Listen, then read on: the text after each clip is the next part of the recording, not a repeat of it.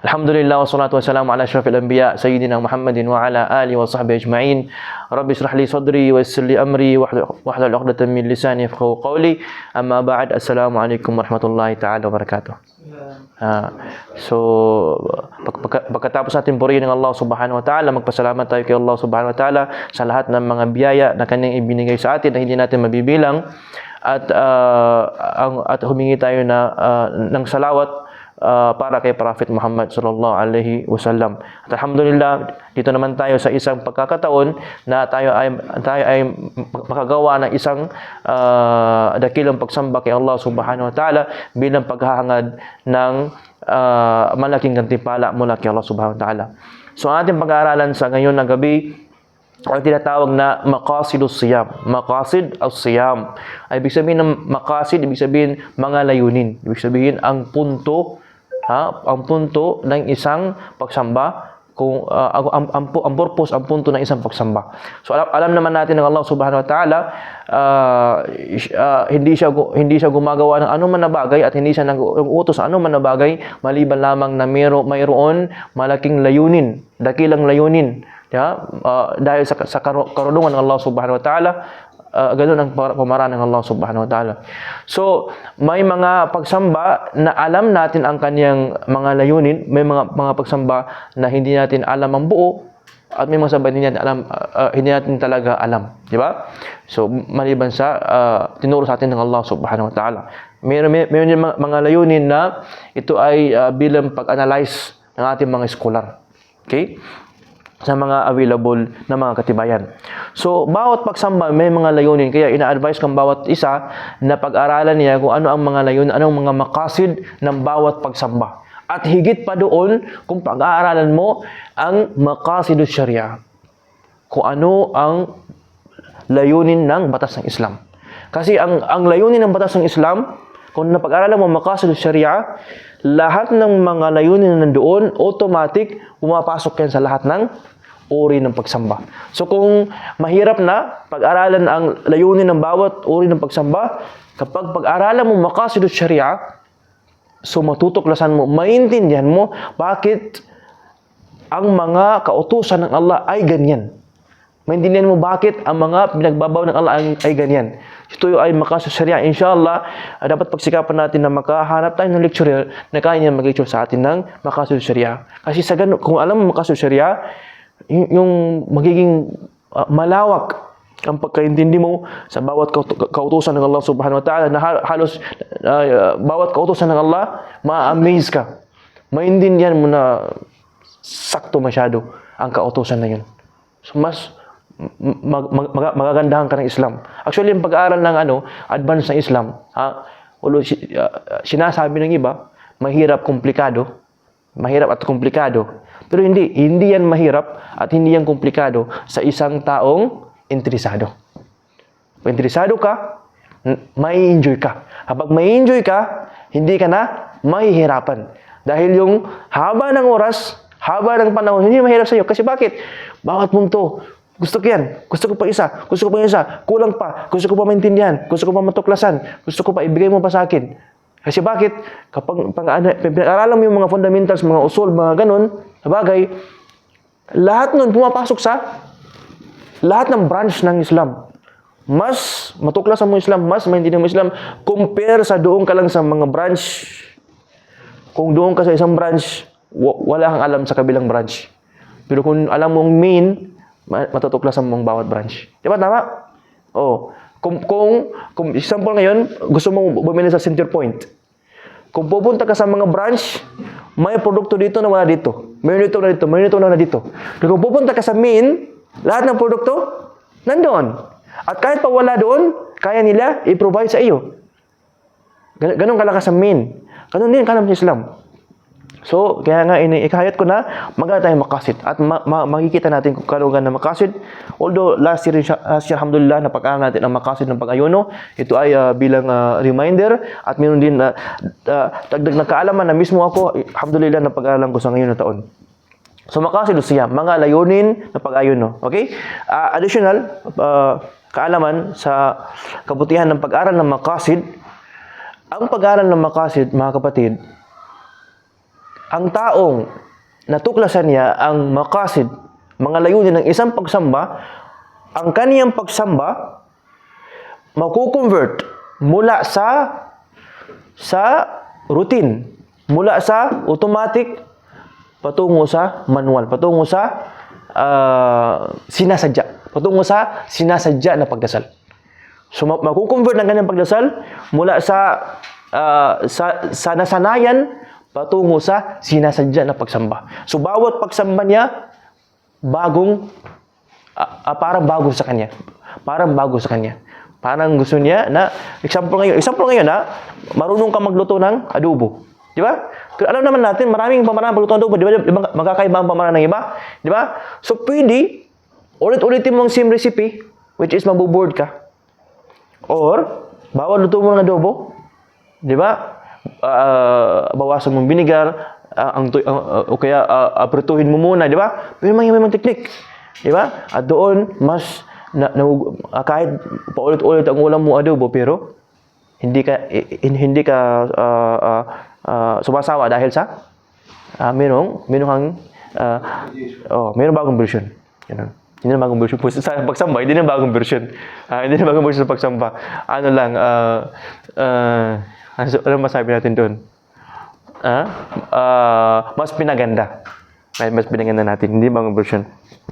Okay? Or ginagamit natin yung mga ibang available, allowed na version. May depende ganun. Okay? So, sa pag-ayono, marami ang mga layo ng pag-ayono. So, ang babanggitin ko lang ang makaya ko banggitin sa ngayon. So, of course, ang main layunin ng pag-ayono, alam na ninyo. Tao mo yun tayo sa sinabi. Diba? Allah mismo nagsabi ng layunin ng pag-ayono. Main layunin ng pag-ayono. Okay? Ya ayyuhalladhina amanu, kutiba alaykumus siyam, kama kutiba alal ladzina min qablikum, la'allakum tattaqun. Pinaka-main na purpose ng pag-ayono, layunin ng pag-ayono ay upang tayo ay magkaroon ng takwa. Okay? Pero study natin muna ang talata. Ang talata, sabi ng Allah, ya ayyuhalladhina amanu, ang kausap ng Allah, ang mga mananampalataya. Number 1. Pangalawa, kutiba alaykumus siyam kama kutiba alal ladzina min qablikum. Okay? Pinag-utos sa atin ang pag-ayono kagaya ng pinag-utos sa mga nauna. So bakit inulit sa atin? Dahil sa kadakilaan. Dahil sa kaimportansya, dahil sa kabutihan ng pag-ayono, kaya kung ano ang mabuti noon, ano ang nakatulong sa kanila noon, normal lang na gawin ng Allah na ipag-utos sa atin dahil sa mga kabuti rin sa atin. So yun, take note yun, yung isang aral na makukuha mo na ang pag-ayono pala, isang importante, isang mahalaga, kaya nga, inuulit sa amin. Diba? Kasi ang mga nauna, nagbibenepisyo. Okay? Okay?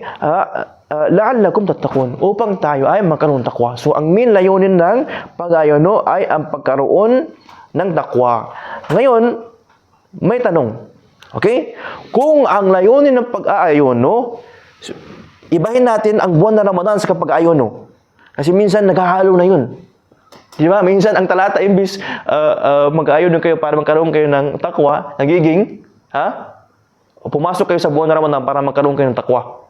Although technically, tama naman ang meaning, pero focus tayo sa pag-ayono. Ang ayono itself, dati pinag-usapan ng buong ibadah sa Ramadan. Ayono itself, dapat magdudulot kasi ang kanyang layunin ay magkakaroon ng takwa. Ngayon ang tanong ko, bro, paano ka magkakaroon ng takwa? Paano mo malis ang takwa dahil lang sa pag-iwas ng pagkain, pag-inom, at saka pagkikipagtalik? Pag-isip daw ninyo. Is it logical? Logical ba? Natatanggap pa ng utak na okay, tanggap ko, sabi ng Allah, ang pag-ayono ay magdudulot ng ganap na takwa. Tanggap ko yan. Ano pala ang ginagawa ng tao sa pag-ayono? Ang pag-iwas ng pagkain, pag-inom, sa pagkikipagtalik, sa Fajar hanggang sa Maghrib. Tapos, saan magawa ang takwa doon? Di ba naisip yun? Kaya nga may mga tao naghalo. Akala sinabi ng Allah sa doon sa talata na yun, buong buwan na Ramadan. Kasi siyempre, of course, buong ibadah sa buwan na Ramadan, magkakaroon ka ng takwa. Pero ang pinakasama ito, siyam, pag-ayuno. Ano ang connection ng pag-ayuno na ang kanyang layunin, wagas ganap na utakwa sa pag-iwas ng pagkain, pag-inom, at sa pagkipagtalik? Mula sa Fajr sa Maghrib. So may mali. Oh, so ito namang informasyon yung dapat na matuklasin. Kung hindi mo matuklas yun, ang iyong pag-ayuno never magiging sinasadya. Okay? Never magiging mataas na level ng pag-ayuno. Okay? Kukuha muna tayo ng dalawang hadith na actually, ang idea na ito, doon mo yung marirealize. At ang dalawang hadith na ito, palagi na ulit. Pwede mo ma-realize. Tingnan mo. Isang hadith sabi ng Prophet sallam, "Rubba sa'imin hadduhu min siyami ju' wal 'atash." Sabi ng Prophet sallam, may mga nag-ayuno, ang nakuha lang nila sa kanilang pag-ayuno, ang nagutom at nauhaw. Ang nakuha lang nila sa kanilang pag-ayuno, ang nagutom at nauuhaw. Okay? So, unang hadith. Pangalawang hadith. Man lam yada' qawla az-zur wal 'amala bihi, falaysa lillahi hajatun bi an yada'a ta'amahu wa sharabahu. Okay? Kung sino ang hindi niya pinipigilan kanyang sarili, tinitigilan niya kanyang sarili sa pagsasalita ng masama at pagsagawa ng masama, walang kailangan ng Allah subhanahu wa ta'ala sa kanyang pag-ayuno. Walang kailangan ng Allah subhanahu wa ta'ala sa kanyang pagpigil sa kanyang sarili na hindi kakain, hindi iinom. Okay? Hindi kakain, hindi iinom. So ang pag-ayuno, mayroon pa ng mga bagay na maliban pa sa pagkain at sa pag-inom. Ang pag-ayuno pala, ito ay nilalaman ng mga bagay na maliban pa sa pagkain sa pag-inom. Okay, kasi sabi ng Prophet sallam, may mga tao ang nakuha lang nila sa kanilang pag-inom, ang nauhaw lang sa nagutom. Sabi ng Prophet sallam, kung hindi mo tigilan ang pagsalita ng masama at paggawa ng masama, walang kwenta yung pag-inom. So ngayon, number one, mayroon pala mga bagay bukod pa sa pagkain sa pag-inom. At number two, nakakasira pala sa pag-ayuno, sa gantimpala ng pag-ayuno, sa gantimpala or sa buong pag-ayuno, different case, okay, ang paggawa ng masama. So maintindihan mo ngayon na ang pag-ayuno hindi pala pagpigil mo sa iyong tiyan, sa iyong private part, mula sa pagkain sa inom at saka sa pagkipagtalik. Bagkus dapat pala habang nag-ayuno ka, gumagawa ka ng kautusan at umiiwas ka sa kasamaan. At saan yung mga tao doon? Nandiyan nyo?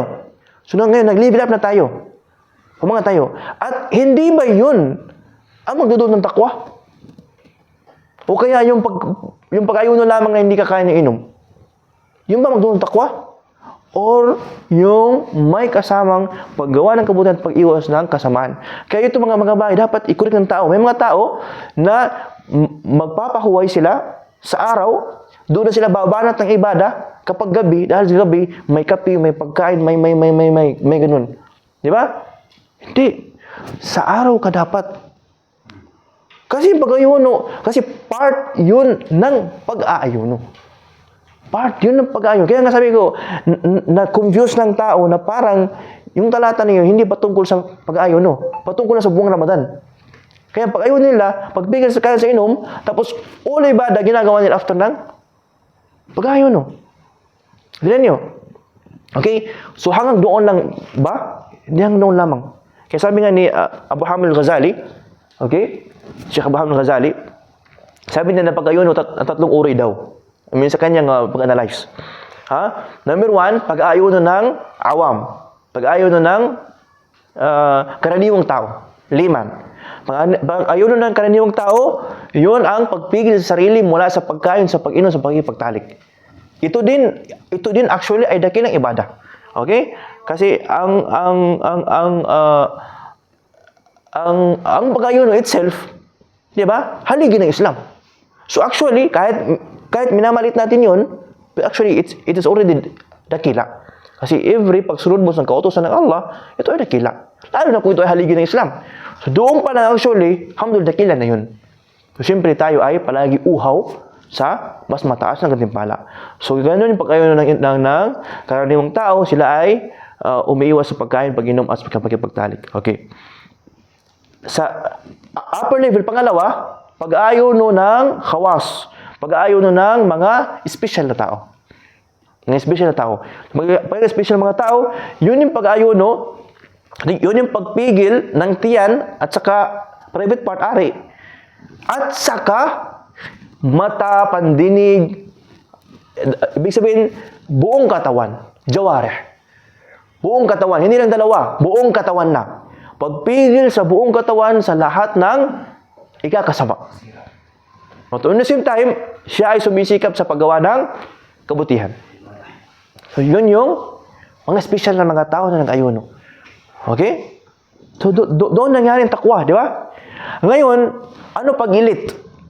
Okay? So, among special, may mga elite, di ba? Special force, di ba? So, yung pag-ayuno ng elite, yung upper, higher level, the upper, higher na, top level ng pag-ayuno, yun yung pag-ayuno na kahit pa ang iyong isip puso ay, nag-aayuno rin. So, ang isip puso mo ay nagfo-focus sa mga marangal na bagay. Mga kataas-taasan na bagay. Wala akong oras ngayon sa mga maliliit na bagay. Hindi na pinag-usapan ng haram, Kasi yung special na mga tao, umiwas sa haram.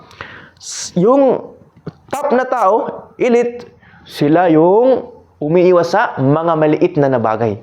Bukod sa haram na bagay. Umiiwas sila sa mga maliit na bagay at ang focus nila, hinahanap nila yung mabibigat na mga bagay. Mga special na bagay. Mga malaking gantimpala na mga bagay. Yun yung hinahanap nila at yun yung pag-ayunan ng mga elite. At hindi ba yun ang nagdudulot ng takwa? Hindi ba yun yung dulot ng takwa? Kaya, actually, another question, bro. Ngayon na-answer na natin ang tanong kung ang pag-iwas sa pagkain sa kapag-inom at saka pagkipagtalik, ito ba ay nagdudulot ng takwa, which is ang main layunin ng pag-ayuno na ang Allah ang nagtakda. So, nasagot na natin na it's not enough. Okay? Maybe, small level of takwa, oo, tama. Kasi ang takwa, ibig sabihin, paggawa ng kabutihan, pag-iwas ng kasamaan. So, isang tao na pumipigil ng kain, inom, sa pagkipagtalik, kahit pa siya ay natulog at ginagawa niya yung fardo, kahit pa sa ganun, umiwas siya kaya nga natulog siya. Bakit? Kasi umiwas siya gumawa ng kasalanan. So, mayroon siyang level, small level ng takwa. Alhamdulillah. Okay? Pero, ang wagas na level ng takwa na explain natin. Okay? Kaya, another question. Ano ang pagkakaiba ng nag-aayuno at saka ng Muslim? Ano ang pagkakaiba ng taong nag-aayuno at saka ang taong Muslim? Ano kayong pagkakaiba nila? Taong nag-aayuno at ang taong Muslim. Sagot ka ba kami? Oo. Sabi ko gusto mo, walang problema. Sabi ko, hindi tayo formal. Ang nag-ayuno, ang Muslim lang. Okay, sige. Bago yung question para hindi mo masagot yun. Okay? Ano ang pagkakaiba ng taong nag-aayuno at saka ng taong tunay na mananampalataya? Ngayon, hindi mo masagot yun. Anong pagkakaiba ng taong nag-aayuno at saka ng taong tunay na mananampalataya?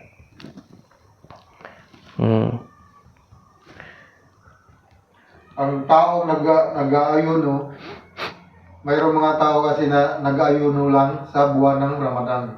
Okay. At yung mga taong mananampalataya ay talagang ginagawa nila sa parating pa lang yung Ramadan ay Mashallah. naghahanda na sila para sa pagdating ng Ramadan. Hanggang sa pagkatapos ng Ramadan, patuloy pa rin sila. Okay, good. Another answer? Mananampalataya, Muslim, pero nag-aayuno, pumapasok yung Muslim sa isang gawain na nagpapadali sa ng kanyang pananampalataya. Ulitin mo?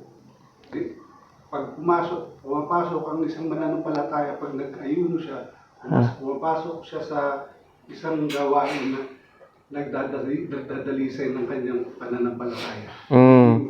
Muslim.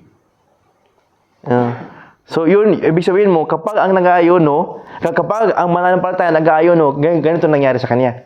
Yun ibig sabihin mo. Pumapasok siya sa ibang letrato. Okay. Okay, maganda answer rin. Okay, so yung dalawang answer. Okay, dagdagan natin ang pangatlong answer.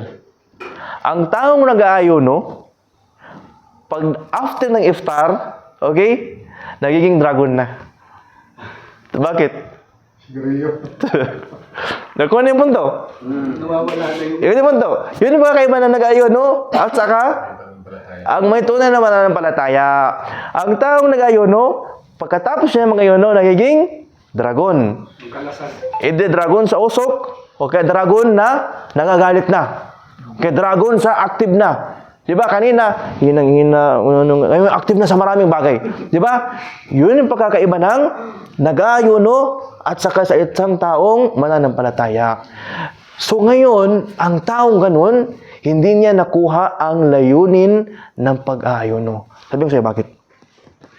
So, sa sinabi natin kanina, parang pili niyo masabi, Ustad, ang topic mo, parang not necessary. Bakit? Kasi sinabi mo, layunin ng pag-aayuno, hindi lang pala pagpigil ng pagkain sa kapag-inom sa pagkapagtalik.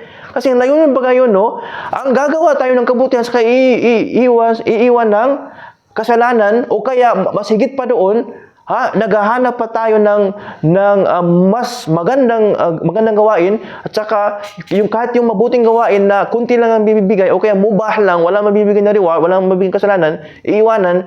Ustad, paulit-ulit na salita yan. Kahit hindi sa siyam, ganyan na talagang Muslim. So, nothing special na nabigay mo. Kaya dito na lang kami sa hindi kakain, hindi inom, hindi makipagtali, kasi yun, may pagkakaiba pa. Sa normal na sitwasyon naman na nanampalataya. Pero yung sagot ganito, bro. Kaya nga, pinapag-ayuno ka ng 1 buwan. Kasi matigas ang ulo mo. Hindi ka sumasamba kay Allah, at hindi ka umiwas sa kasalanan. Sa 11 months, pinag-aayuno ka para magmata ka. Hindi mo. Para magising ka. Pinilit ka na maranasan mo, hindi tikman. Pinilit ka na maranasan mo sa loob ng 30 or 29 araw, kasi araw pinag-usapan natin, ayun, no? Pinilit ka sa 29, 30 ka-morning araw na maranasan mo. Bakit pinilit? Kasi may kasalanan, hindi mo gawin. Maranasan mo ang pagiging tunay na Muslim dahil ayaw mo maging tunay na Muslim. Ngunit, yung natapos ka mag-ayuno, nagbaliktad ka. So, ibig sabihin, hindi mo nakuha ang layunin ng pag-aayuno. Ginawa mo lang yun for compliance. For compliance. Kahit pa sabihin mo na ako, hindi ko ginawa ito by routine. Ginawa ko ito ikhlas, sinasadya ko. Ano pala ang purpose doon? Purpose doon, pinilit ang mga matigas ang ulo para maranasan nila. Not for 1 day, not for 2 days, 12 days, all the 1 day is enough, 2 days enough, 3 days enough. Pero hindi, binigyan ka ng 30, pero hindi pa rin sila nagigising. Kaya anong pakaiba ng nag-aayuno at saka mananampalataya? Yun yung sagot. So, ang tagong, Nag-aayuno lang siya, physical. Walang spiritual. Yeah, ang definition na yung mahina. So, ang taong, kalimutan ko na. So, yun na. So, ang nag-aayuno,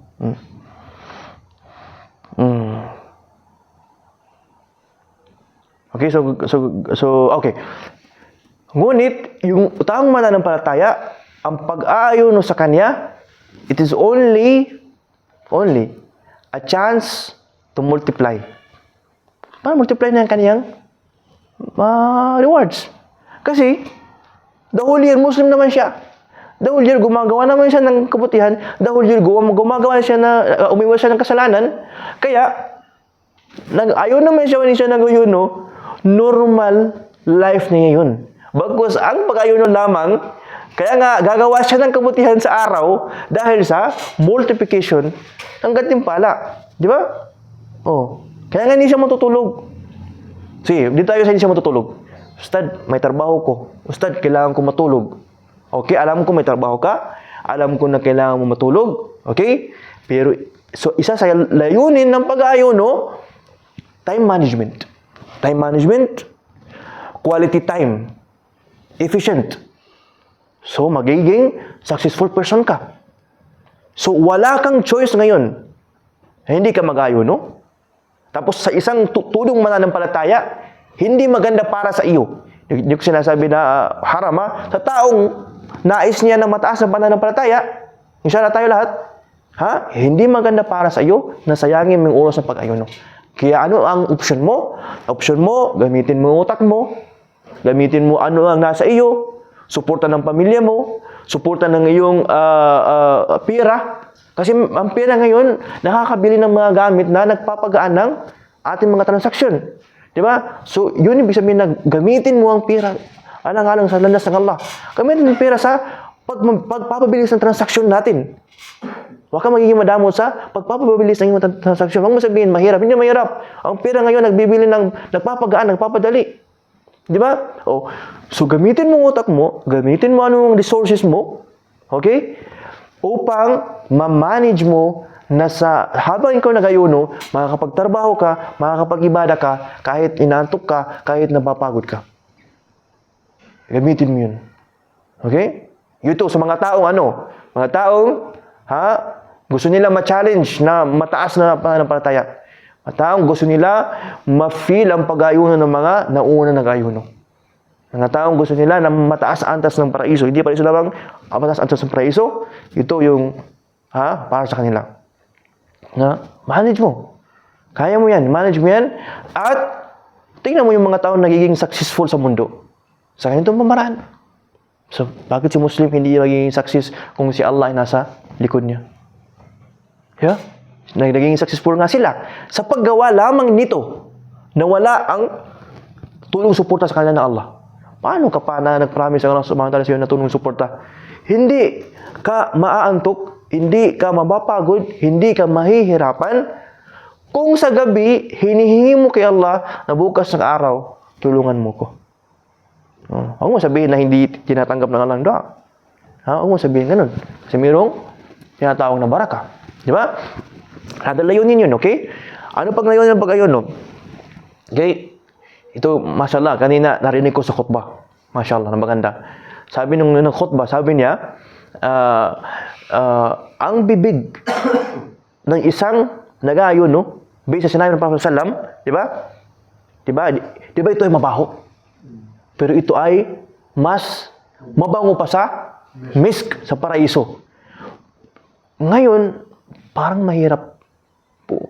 Hindi na sabihin mahirap tanggapin dahil tinatanggap natin ng hadith. Pero sabihin natin, parang mayroon pa tayong mga katanungan. Okay? Not contradiction, just confusion. Confusion, walang problema, magkakaroon ka ng confusion. As long as hindi mo alam ang sagot, you will always have confusion. But don't reject. Don't contradict, don't reject. Confusion, walang problema. Wasaluh ala dhikr in kuntum la ta'lamun. Magtanong kayo sa mga nakakaalam kung hindi niyo alam. So, magkaroon ng confusion. Paano yun? Paano itong mabaho nagiging para kay Allah mas bago pa sa misk? Diba ang Allah, tayyibun la yaqbal illa tayyibah? Diba? Ang Allah ay malinis, ang Allah ay pure, ang Allah ay mabait. Hindi siya tumatanggap na mali malaman ng ganun. So, paano naging mas mabango pa sa bango ng misk? Bakit, mga kapatid? Bakit? Kasi ang isang bagay na karumal-rumal, mahirap, hindi ka nais-nais para sa iyo, kapag ito ay ikakalugod ng Allah, kapag ito ay gusto ng Allah, yun lang na bagay, nag-upgrade na, nag-aangat sa bagay na yun. So, itong amoy, na ayaw ng mga tao, pero ito ay ginawa mo bilang pagsamba. So, dahil sa ganun, hindi ba yung magiging mas mabango pa sa misk? Ang pagsamba, hindi ba mas mabango sa misk? Ang pagsamba, ang mga pagsamba natin gawain, hindi ba mas maganda sa lahat ng view? Mas bago sa lahat ng pabango? Mas mahal sa lahat ng mga mahal? Hindi ba?